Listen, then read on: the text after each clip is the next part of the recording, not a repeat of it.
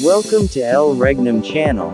If you are new to this channel, please do not hesitate to click subscribe and hit the notification bell for you to be more updated of the coming videos.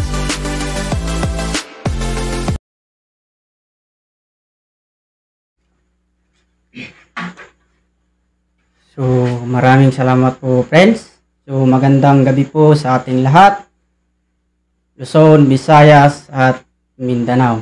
So, bago ang lahat, ay nais ko munang magbigay po guys sa ating Supreme Founder, the Kingdom of God, His Majesty, Supreme King Philemon Ondo Priam Bonanza. At ganun din sa 5 Spiritual Mothers, 12 Tribes, 12 Apostoles, na nakaibilangan ng ating regional sa Region 2, Haring Edgar Palor Legutom. At sa kanyang Reyna Rose Legutom. At ganun din sa mga 70 prophets, municipal, barangay, down to Purok, Prinsipe at Prinsesa. At ganun din sa ating mahal na Prinsipe or mahal na Pangulo, Prince Rocky Y. Riam Bonanza, na siya po ang president, siya po ng president ng The Kingdom of God, at siya po ang chairman president ng The Royal Alpha Omega Ring Trading Corporation. At ganun din sa ating Haring Adolfo B. Riam Bonanza, na siya po ang chairman president ng Philippine Deuterium Development Management and Corporation. So, magandang gabi po sa ating lahat, mga hari, mga reyna, prinsipe at prinsesa. At ganun din na ako'y binabati ang ating kapatid sa Negros Occidental, si Haring Reggie Pagumpana, at ganun din sa kanyang Reyna Jel Pagumpana. So magandang gabi po, Hari at Reyna. So ngayon mga kapatid ay aking nawang papatunayan na kung nasaan ang kaharian ng Diyos, sapagkat inalis sa bansang Israel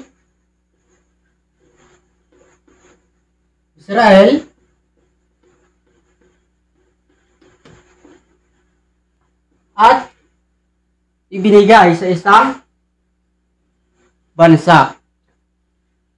So, kung ating babalikan nung nangaral ang ating Panginoon doon sa Israel, ang tanong, tinanggap po ba, mga kapatid? So, hindi. Kaya, nung aalis ang Diyos doon sa Israel, kung ating tatanungin, Panginoon, saan mo ba ibibigay ang iyong kaharian? So, kung sasagot ang Diyos, doon sa malayong silangan sa mga pulo ng dagat. Kaya aking papatunayan na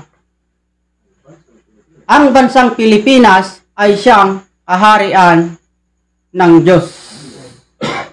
Ayon sa nakasulat sa banal na kasulatan na mabasa sa Isayas 24:15. Basa. So, ganito po ang sinasabi. Kaya hatiin ninyo ang Panginoon sa silanganan, sa makatuwid bagay ang pangalan ng Panginoon, ng Diyos ng Israel, sa mga pulo ng dagat. So, yun po ang sinabi ng Diyos, na kaya't hatiin ninyo ang Panginoon doon sa silanganan, sa malayong silangan at sa mga pulo-pulo ng dagat. So, ano kaya ang ano kaya ang nandun sa malayong silangan sa mga pulo ng dagat? So, kahit po titingnan po natin sa world map or sa encyclopedia, ang nandun sa malayong silangan ay ang bansang, ang una ay bansang Japan. Japan.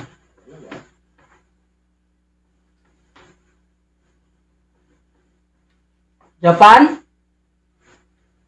Ang una, Japan. Pangalawa, Indonesia.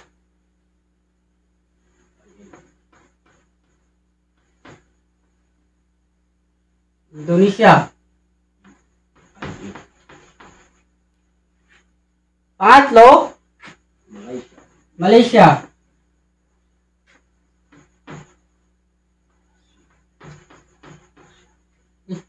Malaysia. Pangapat, Pilipinas.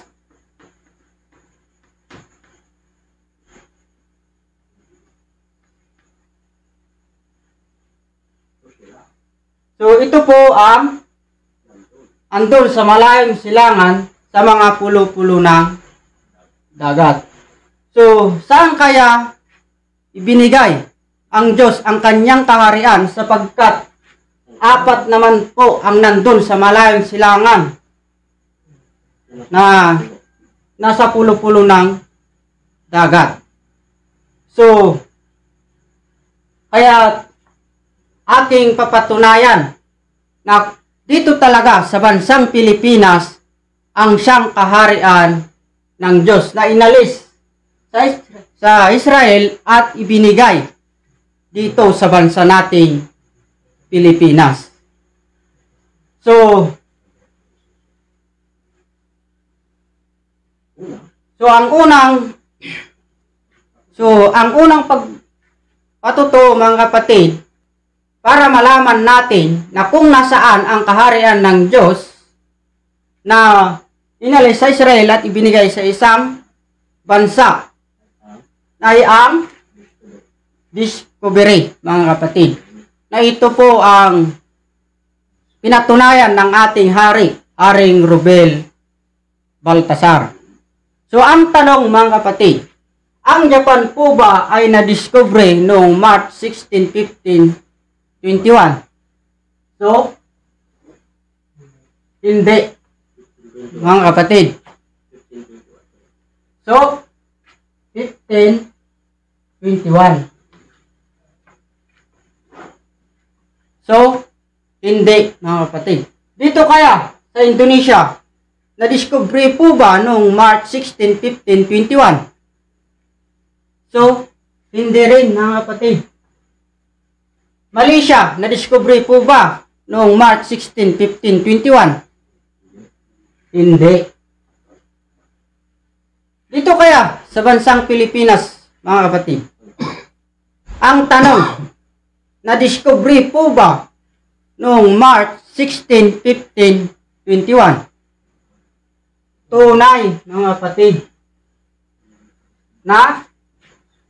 na-discovery, mga kapatid, sa pamamagitan ng bansang Spain na na-discover ni Ferdinand Magallanes, mga kapatid. So, dadako naman po tayo sa pangalawang patutuo na ito po yung pinatunayan ng ating Haring Roger Pagumpana, na ang bansa ay hindi laban sa bansa. So ang tanong, ang Japan po ba ay nakikipagdigma laban, ay hindi nakikipagdigma laban sa bansa? So, nakikipagdigma po ba, mga kapatid? So, tunay. Dito kaya sa Indonesia, mga kapatid, hindi po ba nakikipagdigma laban sa bansa? So, nakikipagdigma, mga kapatid, sapagkat ang hula ay hindi makikipagdigma, mga kapatid. Kaya, wrong. Dito kaya sa Malaysia, hindi po ba nakikipagdigma laban sa ibang bansa? So, nakikipagdigma, mga kapatid. Kaya, wrong, sapagkat ang hula ay hindi makikipagdigma. Sapagkat ang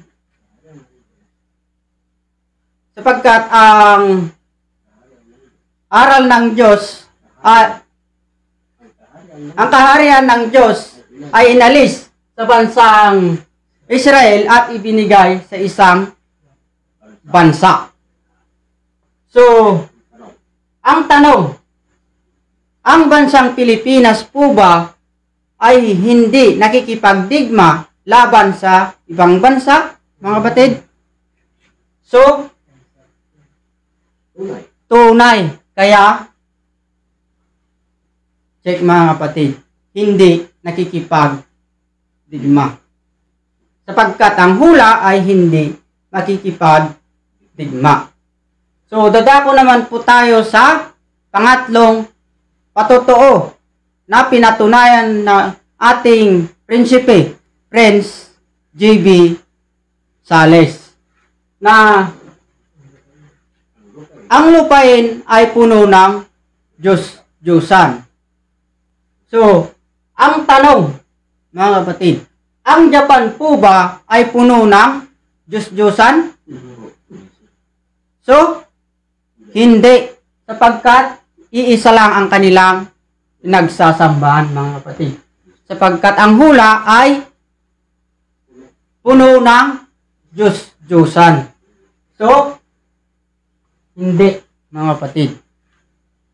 So, dito kaya sa Indonesia, ang tanong, puno po ba ng Diyos-Diyosan? So, hindi, mga kapatid. Sapagkat iisa rin ang kanilang pinagsasambahan. Kaya, ang hula, mga kapatid, ay puno ng Diyos-Diyosan. So, hindi, mga kapatid. Kaya, isa lang ang kanilang pinagsasambahan. Dito kaya sa bansang Malaysia, mga kapatid, ang tanong, puno po ba ng Diyos-Diyosan? So, hindi, mga kapatid. Taoism.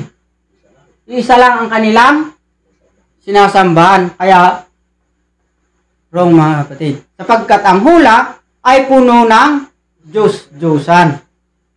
Dito kaya sa bansang Pilipinas, ang tanong, ang bansang Pilipinas po ba ay puno ng Diyos-Diyosan, mga kapatid? Tunay, mga kapatid. Mula apare hanggang ulo, puno ng Diyos-Diyosan. Kaya, check, mga kapatid.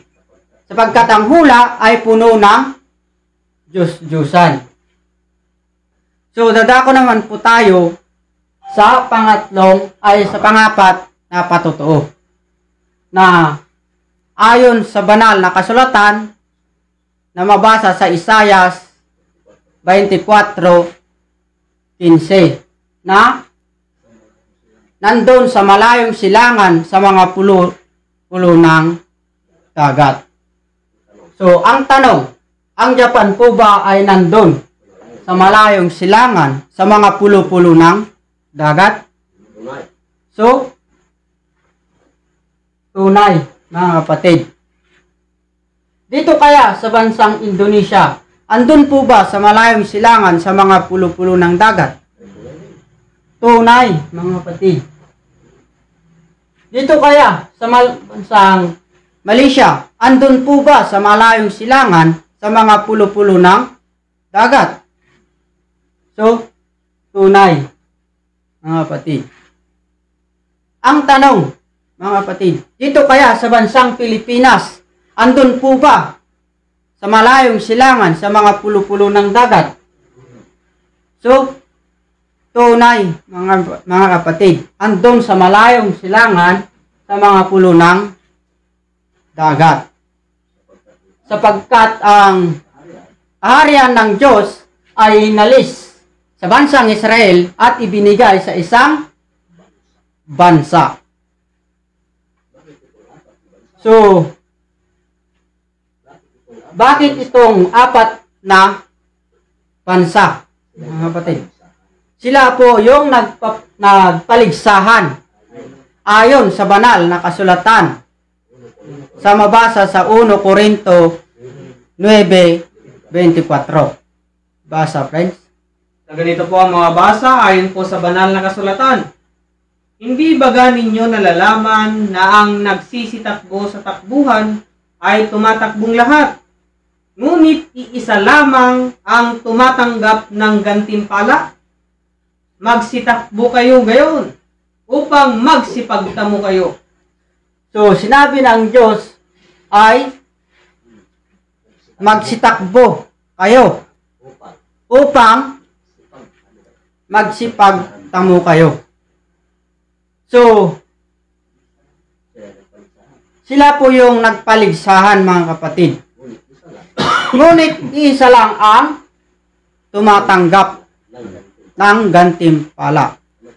So, ano kaya yung gantimpala, mga kapatid? Ayon sa banal na kasulatan, sa mabasa sa Apokalipsis 3:12.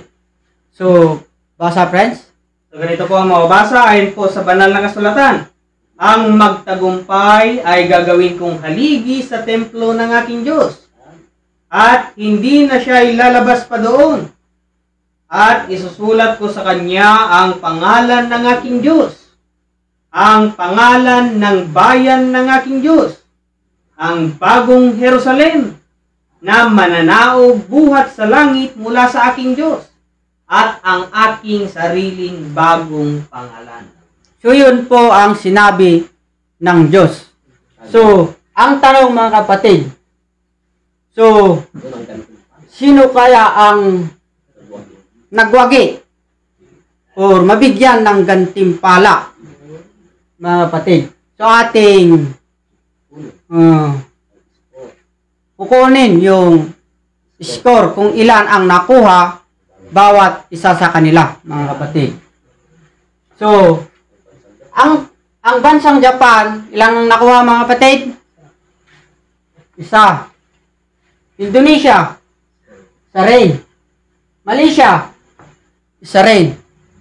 Dito kaya sa bansang Pilipinas, mga kapatid, kahit bilangin po natin sa 2, 3, 4. 4 po ang nakuha ang bansang Pilipinas.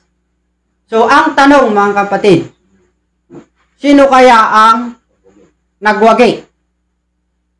So, walang iba kung dito talaga sa bansang Pilipinas ang siyang kaharian ng Diyos. Sapagkat ang kaharian ng Diyos ay inalis sa bansang Jerusalem at ibinigay sa isang bansa na walang iba dito sa bansang Pilipinas, mga kapatid. So, ang tanong, mga kapatid, nasaan ang kaharian ng Diyos? So, walang iba dito sa bansa nating Pilipinas.